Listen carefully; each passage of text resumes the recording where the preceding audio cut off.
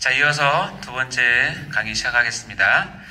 따라서 하나님은 살아계신 하나님은 모든 사람이 하나님을 볼 때 하나님 입장에서는 모든 사람이 다 살아있는 거예요. 그래서 누가복음 20장 38절에 보면 이렇게 되어 있습니다. 읽어볼까요? 시작. 하나님은 죽은 자의 하나님이 아니요 살아있는 자의 하나님이시라. 하나님에게는 모든 사람이 살아있느니라 하시니라.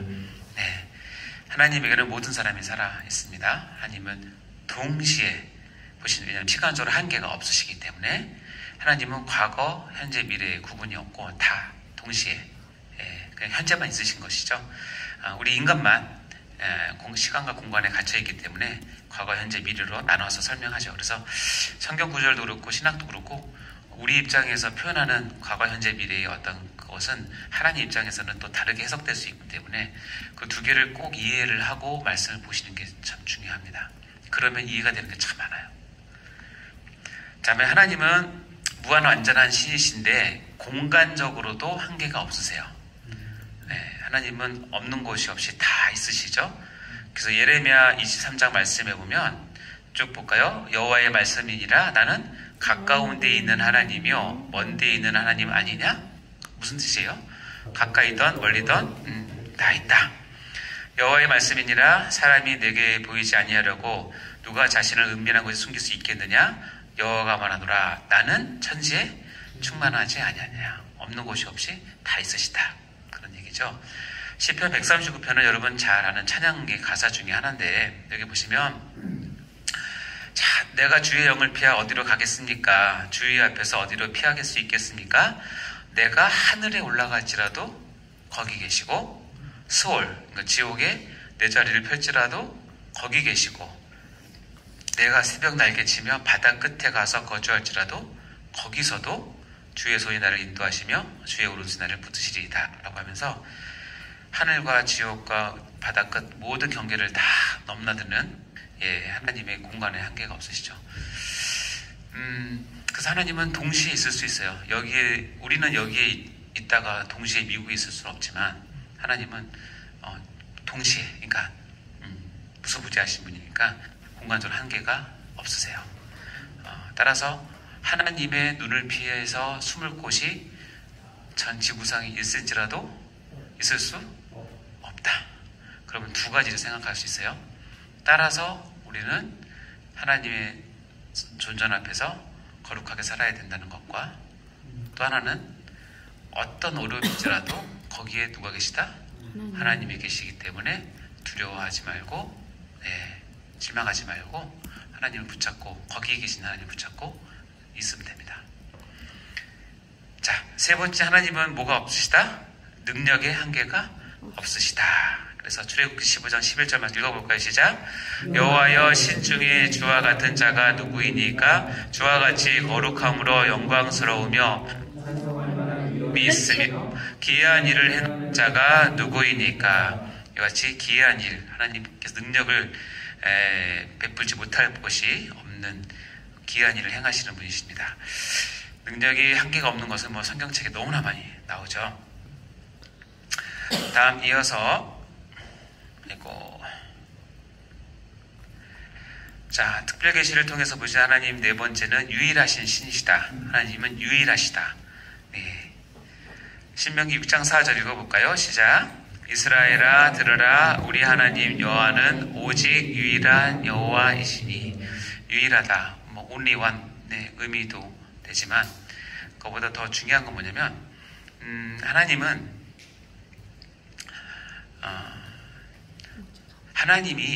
하나님이 신이라고 한다면 다른 것들은 신이라고 부를 수가 없다는 뜻이에요. 이 말은.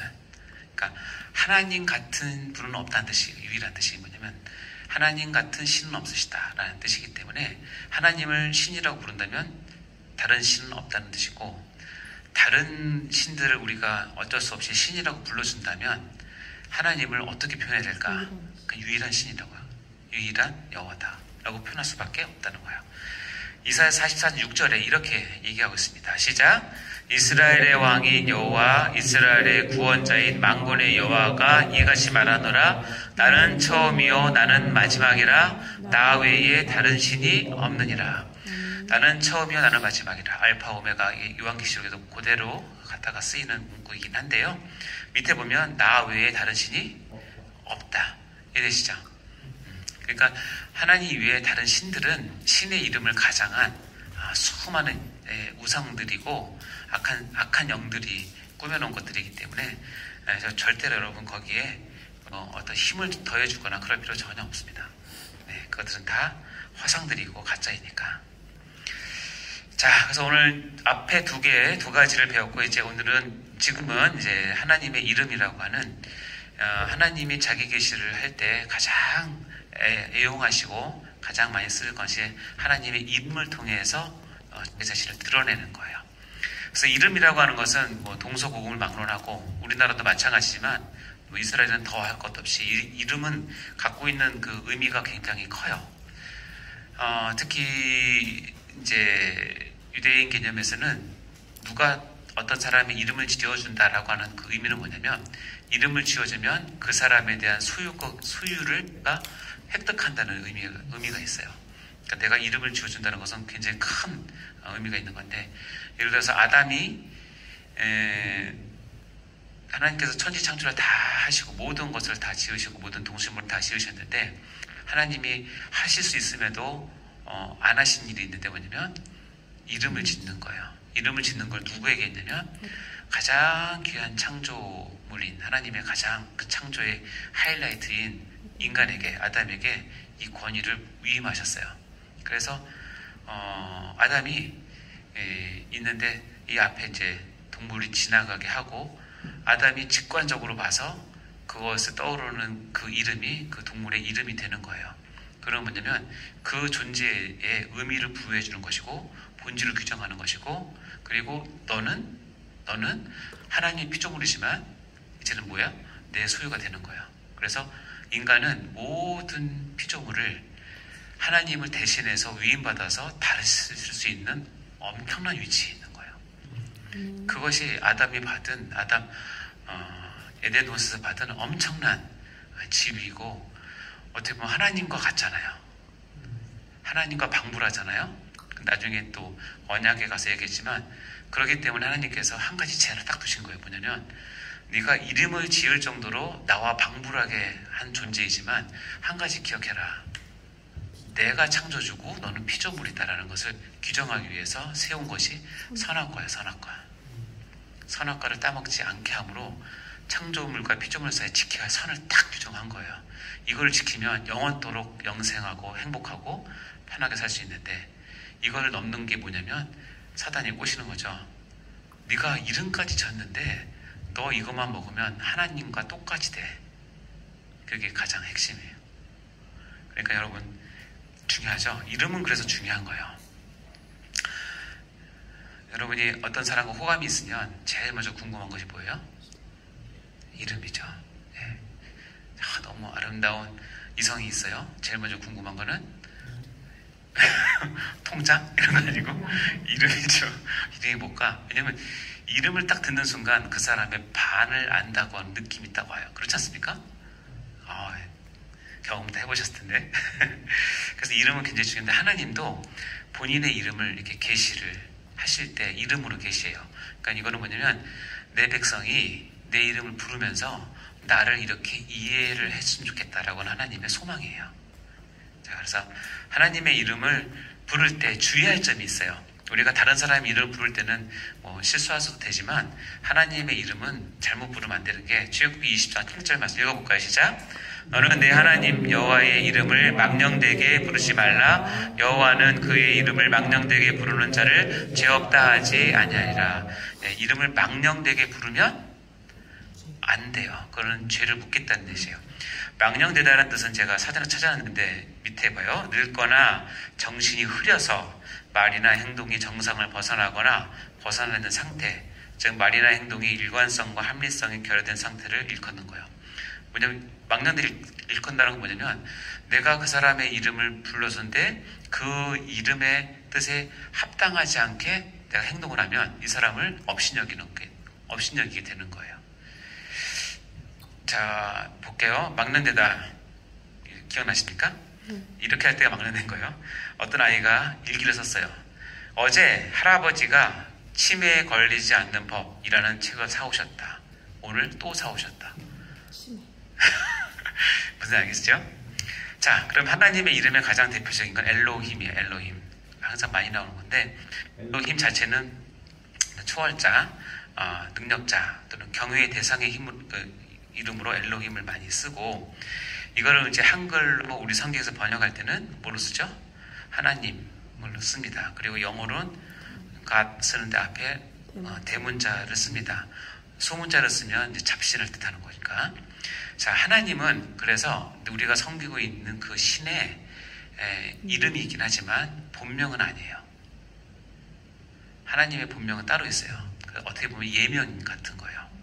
하나님이란 그 하나님의 그 원래 뜻은 뭐냐면 신이란 뜻이에요. 그냥 하나님, 나의 하나님, 이 말은 뭐냐면 그의 이름을 부른 게 아니라 내가 믿는 신이시여라를 부르는 거나 똑같은 뜻이에요.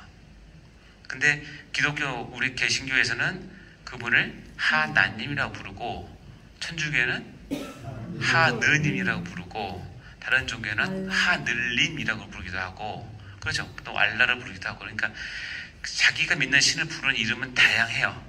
근데 너무 감사하게 그래도 하나님의 원래 뜻에 가장 합당하게 부르는 이름 중에서 하나님이 참 좋지 않으세요? 예, 하느님 하면은 하늘에 있는 여러 신 중 하나 생각하는데 하나 그런 거 좀 좋잖아요. 참 잘 선택한 것 같아요. 그러나 중요한 건 뭐냐면 하나님이 그분의 본명이 아니세요. 그분의 본명은 뭐예요? 그렇죠. 여호와입니다. 여호와. 요드해, 와우해 이렇게 쓰는데 실은 이거에 대한 정확한 발음은 몰라요. 아무도. 다 잊어버렸어요. 왜냐하면 이스라엘 사람들이 성경을 필사할 때 요 발음이 나오면 함부로 발음을 안 했어요. 발음을 안 하고 그냥 침묵을 하든지 또는 주 아도나이 이걸로 바꾸든지 해서 바꿔요. 아니면 주 또는 아니면 그 이름 이런 식으로 불렀어요. 그러니까 요거 원래 발음을 잃어버렸대요. 근데 이제 학자들이 보면 그냥 제호바 또는 야훼 이런 거 있을 거다. 예. 가지고 우리 한글 성경에는 여호와예요. 어떤 게 맞냐? 별로 중요하지 않아요. 왜냐면 하나님이 다 알아들으세요. 그러니까 걱정하지 말고 야훼로 하든지 여간 상관없어요. 이거는 이제 학문적인 거니까 여러분이 뭐 거기까지 할 필요는 없을 것 같고, 중요한 건 뭐냐면 여호와의 뜻이 이름이 뭐예요? 나는 스스로 있는 이건 자. 중요하죠. 나는 스스로 있는 자. 이것을 풀자면 한도 끝도 없는 거예요. 모든 근원이시고 시간과 공간을 창조하시고 우주를 창조하시고 우리를 창조하신 그분이 스스로 있는 자다. 시간이 있기 전에 있었고 우주가 있기 전에 있었던 분이에요. 어떻게 보면 하나님이라고 하는 그 원래 스스로 있는 자 안에 어느 때에 우주가 생긴 것이고, 우주 안에 태양계가 있고 태양계 안에 지구가 있어서 지구 안에 우리가 발부터 살고 있는 거니까 이 넓이는 이해할 수가 없는 거예요. 그러니까 나는 스스로 있는 자 말을 철학적으로 해석할 수도 없고 신학적으로도 해석이 안 돼요. 그냥 그렇구나, 그냥 그렇구나 하고 깊이 담으시면 됩니다. 이것은 여기 나오죠. 출애굽기 3장에 모세가 하나님께 물어봅니다. 하나님, 나를 보내시는데 내가 분명히 가면 이스라엘 백성들이 너를 보낸 그분의 이름을 물어볼 거다. 여기 보면 세 번째 줄에 그들이 내게 묻기를 그의 이름이 무엇이냐 하리나. 이 말은 뭐냐면 그의 이름이란 것은 진짜 이름이 궁금한 게 아니라 너를 보낸 신이 어떤 본질을 갖고 있고 어떤 분인지 정체를 밝히라는 뜻이에요. 그럴 때 하나님께서는 모세에게 처음으로 자신의 이름을 소개합니다. 성경에서 그게 바로 나는 스스로 있는 자라고 얘기를 하는 겁니다. 이게 여호와의 이름의 뜻입니다. 그렇다면 이 여호와의 이름은 어떤 의미를 우리에게 주느냐? 여러 의미가 있지만 이사야 42장 8절 읽어볼까요? 시작. 나는 여호와니 이는 내 이름이라. 나는 내 영광을 다른 자에게 내 찬송을 우상에게 주지 아니하리라. 여호와의 이름이라고 밝히면서 하나님께서 자신의 본명을 밝히면서 우리에게 요구하는 게 있는데 뭐냐면 내 영광을 다른 자에게 내게 받을 찬송을 우상에게 주고 싶지 않은 뜻이 여호와의 이름에 담겨 있다는 뜻이에요. 다시 얘기해서 여호와의 이름을 부르는 사람은 반드시 주의할 게 있는데 영광을 내가 드릴 영광을 여호와 이외에 다른 사람에게 주면 다른 물질에게 주면 다른 데 하면 그것이 여호와의 이름을 망령되게 일컫는 거야. 내가 찬송을 하나님 이외에 다른 데 찬송을 하면 하나님의 이름을 여호와라는 이름을 지금 정면으로 부인하는 거예요. 그게 여호와의 이름이 우리에게 주는 의미예요. 참 하나님 너무 욕심이 많으시죠? 하나님 참 욕심이 많으시죠? 하나님이 영광과 창성에 너무 굶주리셨나? 왜 우리가 그거 다 받아먹으려고 하시나? 이런 생각 드십니까? 아니에요. 하나님은 우리의 영광과 찬송을 안 받으셔도 그분 자체의 영광과 찬송을 충만하신 분이기 때문에 우리가 찬송 하나도 안 하든 하나님은 절대 존재조차 꿈짝도 안 하세요. 근데 왜 이걸 요구하시는 줄 아세요? 여호와라고 하는 나에게 찬송과 영광을 돌려야 너희들이 살기 때문에 그런 거예요.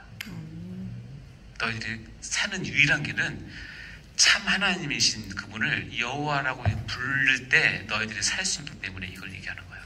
이 얘기는 뭐냐면 여호와를 이름 잘못 불러서 몰라서 잘못 불러서 죽음의 길로 가지 말고 생명의 길 뭐예요? 나를 여호와라고 불러줄 때 너희가 살 수 있다는 걸 얘기하는 거예요. 이건 우리에 대한 사랑의 완벽한 표현이에요. 누가 이런 자신감을 갖고 하겠습니까? 여러분 나를 이재훈이라고 꼭 불러줘야 돼요. 안 부르면 죽어. 제가 그렇게 할 수 없는 게 제 능력이 안 돼요. 여러분. 근데 하나님은 반드시 여호와를 불러라. 그리고 여호와를 부르는데 그 뜻은 뭐냐면 영광과 찬송을 나 외에 다른 데 돌리지 마라. 그래서 이것을 다른 책에는 배타적인 하나님이라는데 배타적이라는 말은 좀 우리가 부정적이니까 독점적인 하나님이세요. 참 욕심 많다고 생각하시지 마시고 이게 우리의 살 길이기 때문에 그래요. 그래서 여호와 외에는 우리가 살 방법은 없어요. 그러니까 여호와의 이름이 참 귀하죠. 그래서 이 귀중한 여호와의 이름에다가 하나님께서 갖고 계신 여러 가지 하나님의 드러나시는 것을 표현하는 것을 이름에다 붙여서 했어요. 읽어볼까요? 여호와 이레, 여호와 살롬, 여호와 니시, 여호와 삼마, 여호와 라파, 여호와 체오바트. 한마디로 왜냐면 스스로 있는 자가 이레, 스스로 있는 자가 살롬, 스스로 있는 자가 니시라는 뜻이에요.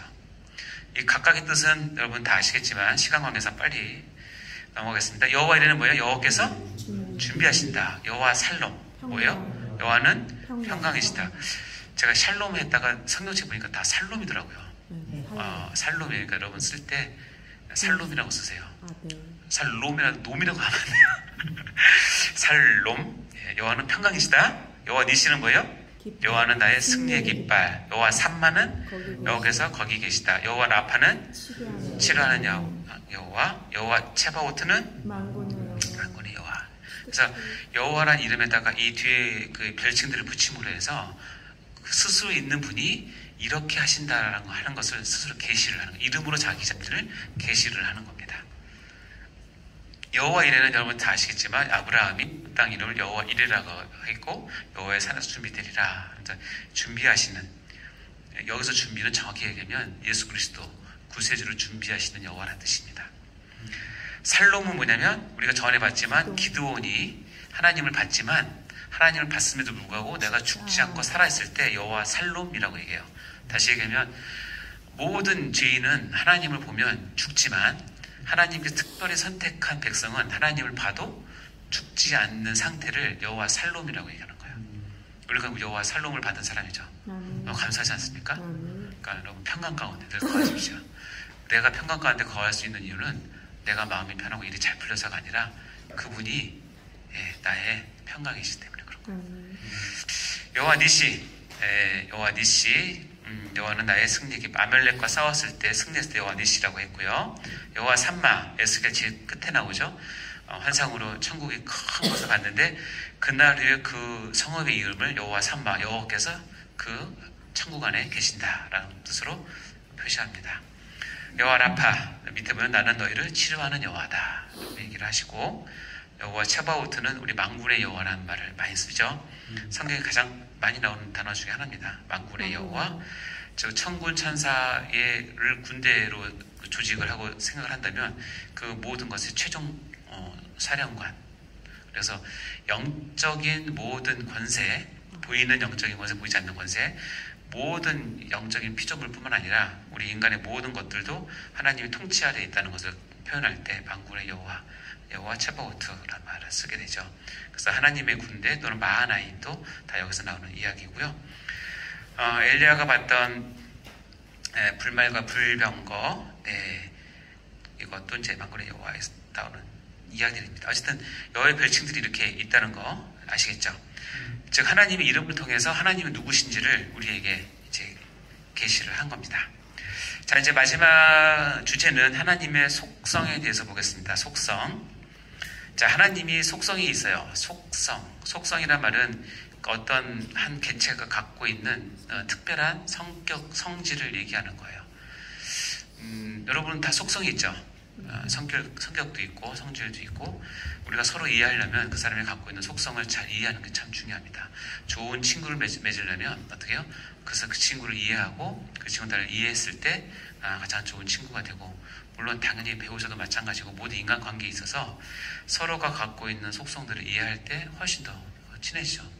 그러니까 제가 누군지는 제가 이렇게 강의할 때는, 여러분이 저를 볼 때는 어떻게 보면 이제 피상적인 것만 봅니다. 왜냐하면 이제 교수로서 강의를 하고 있는 것으로 보지만, 저의 속성은 여기에서만 나타나는 게 아니라 제 모든 생활에서 다 나타나잖아요. 그 하나하나를 다 이해하면 이해할수록 저에 대해서 이해를 할 수 있는 것처럼 하나님도 자기 속성을 계시를 하셨어요. 그것을 또 너무나 감사하게 우리 신학하시는 2000년 동안 신학하시는 분들이 다 정리를 해놨어요. 그러니까 정리한 걸 배우면 됩니다. 네. 자, 하나님의 속성. 그래서 하나님을 여러분 알고 믿으셔야 돼요. 정말 무서운 건 뭐냐면 맹신이 참 무섭습니다. 맹신은 정말 무서운 겁니다.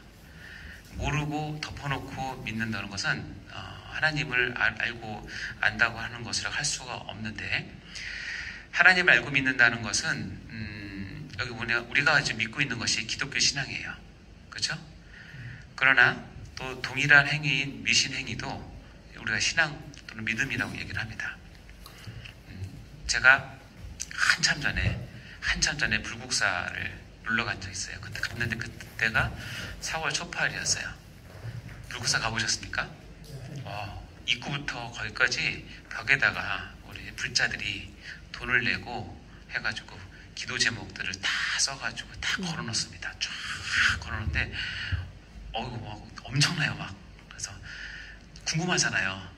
저도 신앙인으로서 이분들은 무슨 기도를 하나. 그래서 하나씩 봤어요. 봤는데 제가 깜짝 놀랐어요. 이거 다 띄어다가 담임 목사님께 드려도 똑같은 기도 제목이 돼요. 사업 시작했습니다. 잘 되게 해주세요. 제 아들이 이번에 시험 보는데 붙게 해주세요. 제가 이번에 암에 걸렸습니다. 치료 낫게 해주세요. 다 우리가 다 익히 하는 그 기도 제목 중에 절대로 하나님 나라를 위한 기도 제목은 없어요.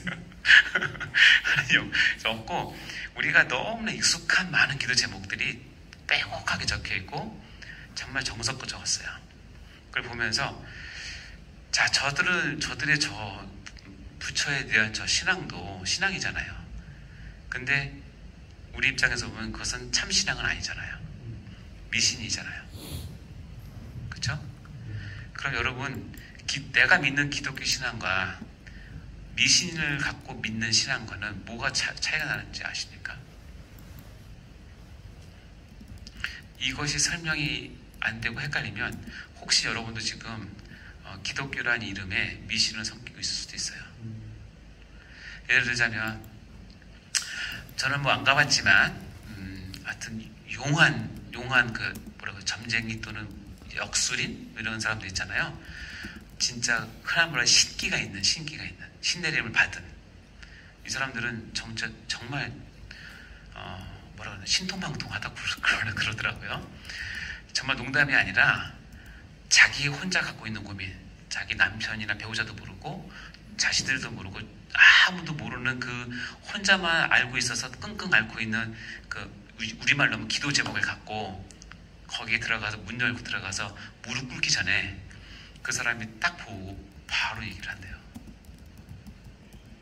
또 그것 때문에 왔구나. 여러분, 얼마나 소름 끼친 줄 아시겠어요? 내가 이거는 아무 얘기도 얘기 안 하고 내가 정말 답답해서 왔는데, 내가 말로 설명한 게 아니라 내 얼굴을 보자마자 그 무술인의 입에서 당신 그것 때문에 왔구나. 아유, 힘들었지? 그러면 어떻게 하는지 아세요? 바로 눈물 나옵니다. 복채를 한 100만 원 준비해 갔는데 그 끝난 다음에는 몇 배를 더 내고 가요. 감동해서. 실제로. 그러니까 그분도 영업을 하는 거잖아요. 악한 영이 충분히 알 수 있어요. 그게 이상합니까? 그러니까 그 사람들이 가서 합니다. 그러면 그 사람이 딱 앉혀놓고, 그래, 수고했다. 그럼 내가 모시는 신에게 물어봐서 너희 해결방 알려줄게 하고, 이제 막 그때부터 뭐 국 같은 것도 하고 막 합니다. 막 하면 중간중간에 얘기하죠. 아이고, 정성이 부족하다. 그러면 이제 또 반지도 풀고 다 풀잖아요. 다 이렇게 하면 이제 나중에 하면서 이제 얘기를 해주는데, 네가 뭐가 문제고, 그리고 해결책을 다 얘기해 주는데, 놀라운 건 뭐냐면 그 해결책을 갖고 갔는데 그게 진짜로 그렇게 다 이루어지는 거예요. 얼마나 놀라운 신앙의 세계입니까?